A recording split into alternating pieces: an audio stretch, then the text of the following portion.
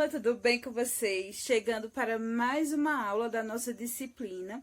Eu espero que, na medida que vocês forem assistindo o vídeo, façam as anotações de vocês, daquilo que não ficou claro, as dúvidas que surgiu a partir do conteúdo, tá certo? Então vamos lá para mais uma aula da nossa disciplina. Lembrando também que as dúvidas e a curiosidade é que move a ciência. E outro ponto para a gente destacar é que a gente vai ter nos nossos encontros os momentos para partilhar as dúvidas e o que consegue compreender a respeito de cada conteúdo, tá bom? Então vamos lá? Olá, turma do 7º ano, tudo bem com vocês? Iniciando nossa aula, hoje a gente vai dar sequência ao nosso conteúdo de calor e temperatura e hoje a gente vai tentar compreender o que é o calor, assim como também a gente vai ver os tipos de calor. Então, calor é nada mais do que a questão de uma energia térmica que vai passar de um corpo que tem maior temperatura para um que tem temperatura mais baixa. O calor nada mais é que uma energia térmica que transfere entre os corpos diferentes temperaturas. Portanto, o calor é uma energia térmica em trânsito, já que ele é transferido de um corpo para outro. Aquele que tiver com maior temperatura vai ser transmitida para o corpo que tiver com menor temperatura. Então, aí a gente vai compreendendo e define o calor como energia térmica transferida de um corpo de maior temperatura para outro. Então, esse é o momento que a gente define de fato o que é calor. Então, quando a gente fala, eu tô com calor, a gente não está transferindo energia. Então, o que a gente sente é a sensação térmica de que está quente ou de que está frio. Então, por isso que para a física, calor nada mais é que transferência de energia, tá certo?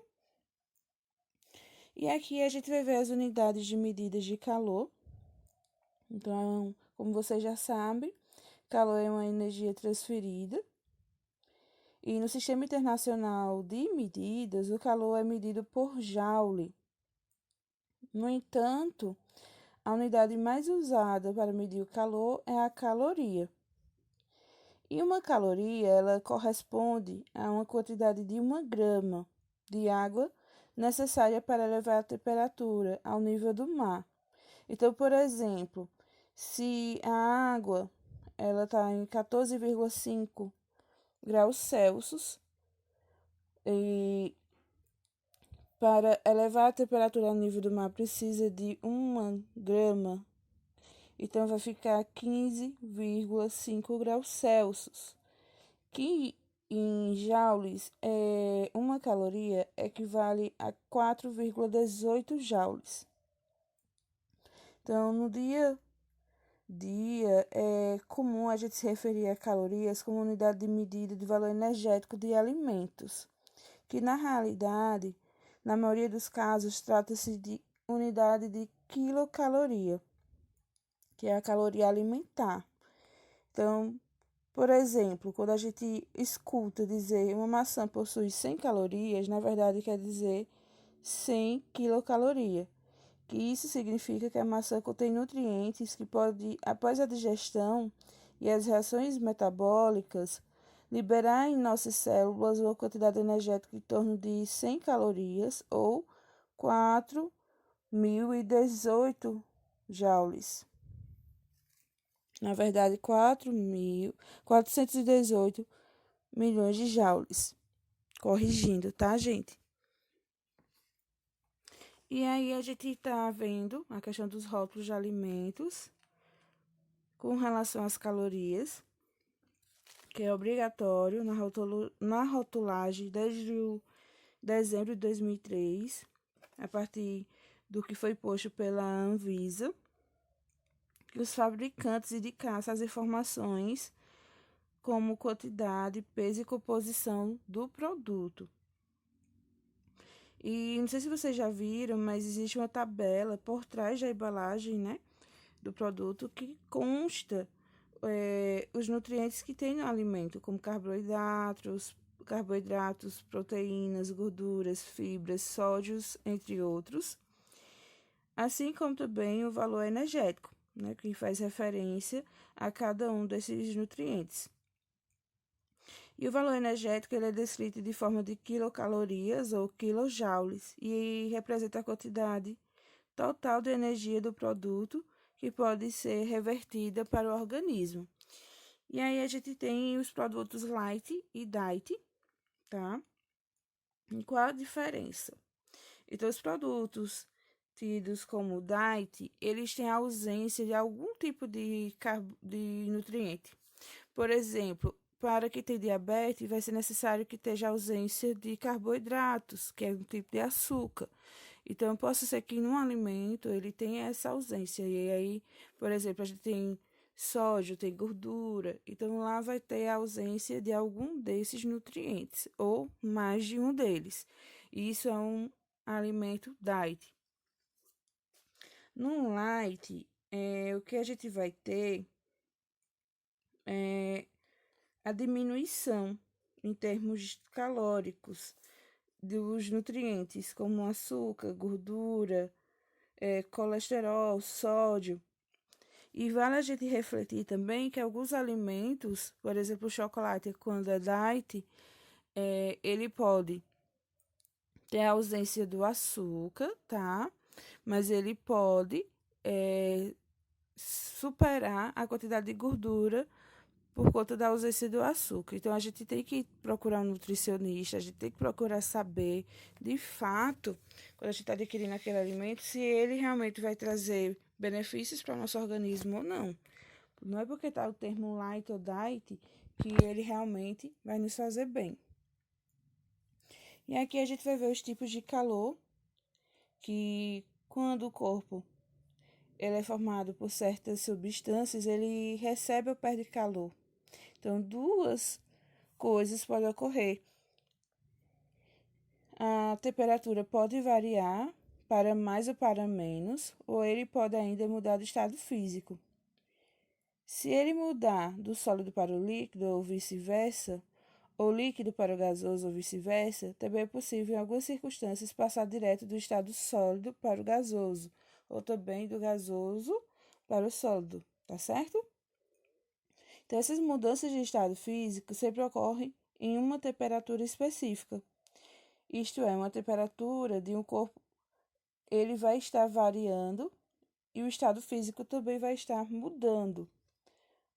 Então, um corpo ele só vai mudar de estado físico se atingir determinada temperatura sobre as condições que ele vai estar. E o que vai acontecer?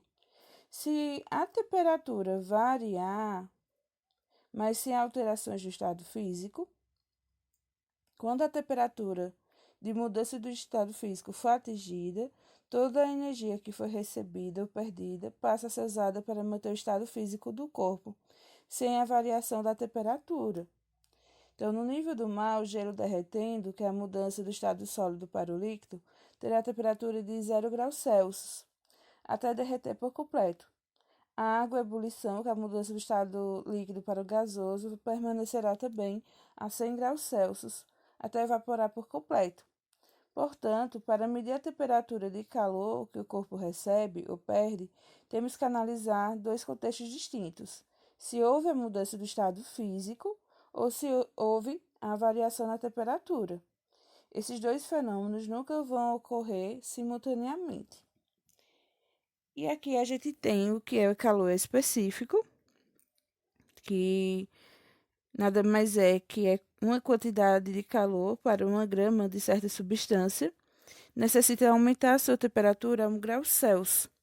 Então, o calor específico ele depende da substância que forma o corpo e, em certas condições de temperatura, pressão, ele pode ser considerado constante. E a unidade de calor específico é caloria gramas graus Celsius ou joule quilograma graus Celsius.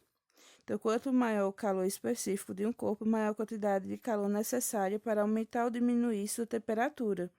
Por isso, os corpos formados por material de alto calor específico levam mais tempo para ser aquecidos ou também esfriados.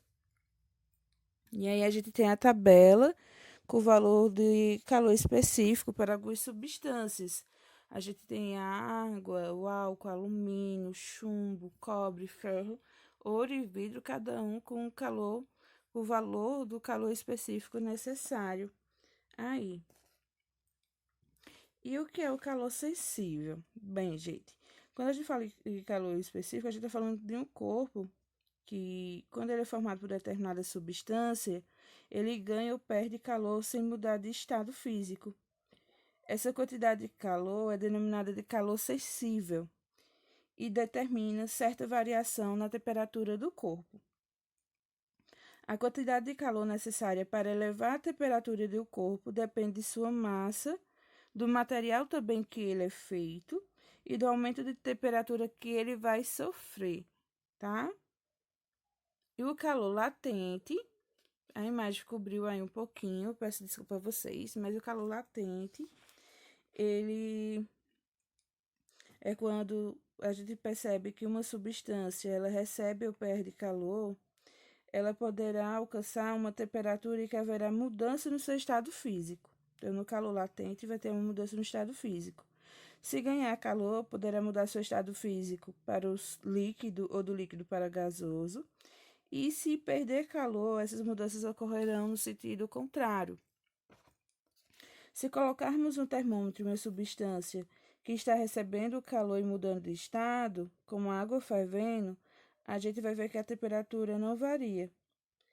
Como no caso a água fervendo, em uma panela aberta ao nível do mar, o termômetro marcará 100 graus Celsius até que toda a água ela evapore. E aqui a gente tem uma matéria que faz parte da seção Viver do livro de vocês, da página 212, um incêndio no Museu Nacional, que é localizado no Rio de Janeiro, que ocorreu em 2018, que é um dos museus mais antigos, e ele era responsável pelo armazenamento de 20 milhões de itens de extrema importância em áreas como antropologia, paleontologia e zoologia. E além de ter uma biblioteca rica em obras raras, a grande maioria desses itens ela foi destruída no incêndio e não há como substituí-las. Então, são milênios de história que foram perdidas, né? Se a gente for analisar.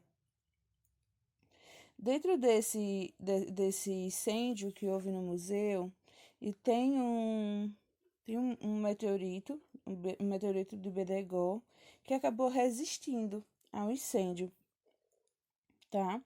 Então, esse meteorito, ele acabou resistindo por quê? Por conta da sua composição. Um dos seus componentes era o ferro maciço, e que ele poderia suportar temperaturas bastante elevadas, de acordo com os geólogos.